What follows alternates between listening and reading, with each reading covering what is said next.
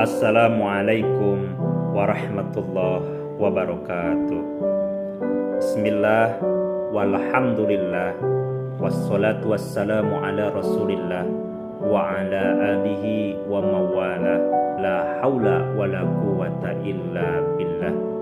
Hadirin rahimakumullah, Rasulullah sallallahu alaihi wasallam berpesan dalam salah satu hadisnya yang mudah-mudahan menjadi ibrah untuk kita semuanya selaku umat Islam, yakni umat Nabi Muhammad sallallahu alaihi wasallam. Apa pesan dari baginda Rasul? Rasulullah sallallahu alaihi wasallam bersabda, "La tazullu qaddama 'abdin yaumal qiyamati hatta yus'ala an umrihi fima afnahu wa an ilmihi fima fa'ala wa an jismihi fima ablahu wa an malihi fima iktasabahu wa fima anfaqahu." Hadirin yang berbahagia, pesan Rasulullah sallallahu alaihi wasallam kepada kita selaku umatnya adalah la tazullu qaddama 'abdin, tidak akan beranjak kaki seorang hamba yaumal kiamati, kelak di hari kiamat, hatta yus'ala, sehingga dia memberikan keterangan, mempertanggungjawabkan 4 perkara. Apa sajakah 4 perkara tersebut? Yang pertama, an umrihi fima afnahu, umurmu kau habiskan untuk apa? Wa an ilmihi fima fa'ala, ilmumu kau amalkan di mana? Wa an jismihi fima ablahu, tubuhmu kau gunakan untuk apa? Wa an malihi, dan hartamu, fima iktasabahu, di mana engkau mendapatkannya, wa fima anfaqahu, dan di mana engkau membelanjakannya. Hadis riwayat At-Tirmizi. Dari sepenggal hadis ini kita diberikan pelajaran oleh baginda Rasulullah sallallahu alaihi wasallam. Untuk apa hadirin? Untuk kita sama-sama berbenah diri. Umur ini sejatinya memang bertambah, tapi hakikatnya berkurang di hadapan Allah Subhanahu wa ta'ala. Sehingga umur yang telah Allah berikan kepada kita sejatinya kita habiskan untuk apa? Apakah kita habiskan untuk beribadah kepada Allah atau sebaliknya? Maka ini yang akan dimintai pertanggungjawaban kelak di yaumil qiyamah. Yang kedua, perkara ilmumu. Ilmu yang kita cari, dari mulai kecil sampai kita dewasa, sampai nanti kita meninggal dunia, maka ilmu tersebut akan dimintai pertanggungjawabannya kelak di yaumil qiyamah. Bagaimana? Allah akan mempertanyakan, di mana engkau mengamalkan ilmumu? Apakah ilmu yang kita cari selama dari mulai buayan sampai ke liang lahat kita amalkan atau tidak?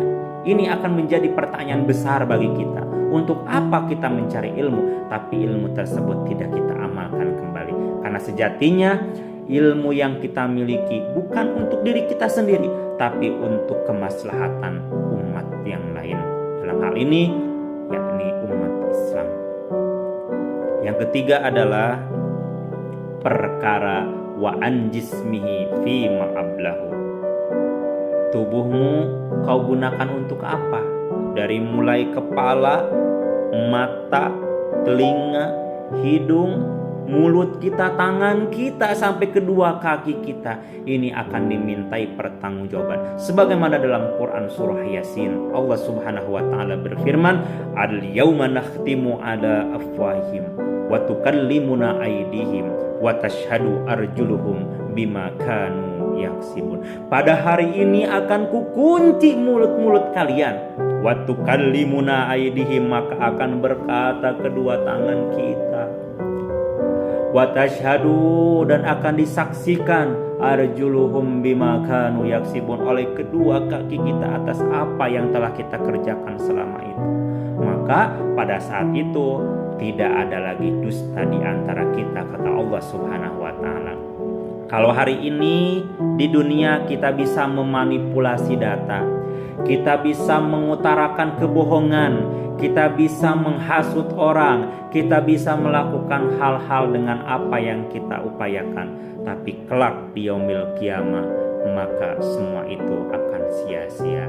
Tangan ini akan berkata kepada Allah Subhanahu wa taala, kalau pada saat ini mulut kita banyak berdusta kepada Allah bahkan kepada manusia, kelak di yaumil qiyamah tangan inilah yang akan mempertanggungjawabkannya. Dan yang terakhir hadirin, wa an malihi fi maktasabahu wa fi ma anfaqahu. Hartamu kau dapatkan di mana?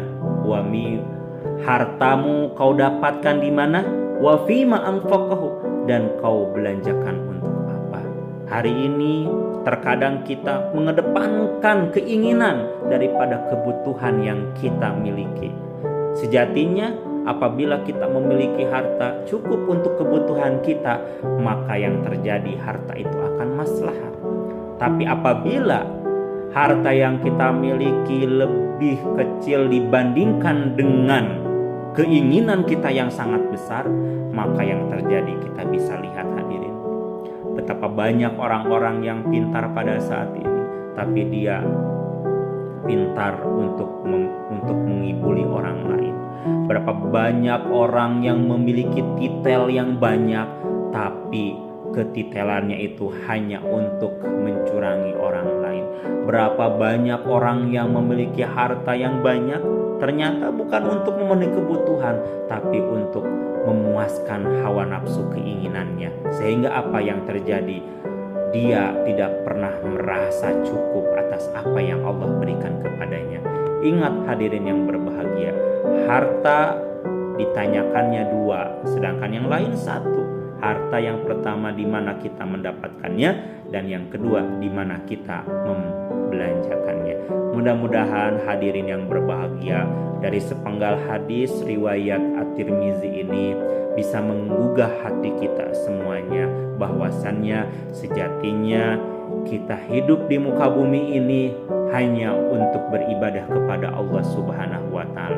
Misi atau tujuan kita diciptakan oleh Allah adalah untuk beribadah kepadanya. Terlepas ibadah ini apakah ibadah mahdhah atau ibadah ghair mahdhah, sejatinya kita hanya melaksanakan perintah dari Allah Subhanahu wa taala, sehingga ketika kita sudah dapat melaksanakannya dan menjauhi segala larangan-larangan maksiat yang Allah larang, maka sejatinya kita sudah bisa melaksanakan tujuan yang Allah perintahkan kepada kita. Mudah-mudahan hadirin yang berbahagia, dari apa yang disampaikan tadi menjadi ibrah untuk kita semuanya, wabil khusus untuk diri saya pribadi, umumnya untuk jamaah hadirin sekalian. Semoga kita semuanya termasuk orang-orang yang beruntung di hadapan Allah Subhanahu wa taala. Hadanallah wa iyyakum ila siratikal mustaqim. Billahi taufiq wal hidayah. Wassalamualaikum warahmatullahi wabarakatuh.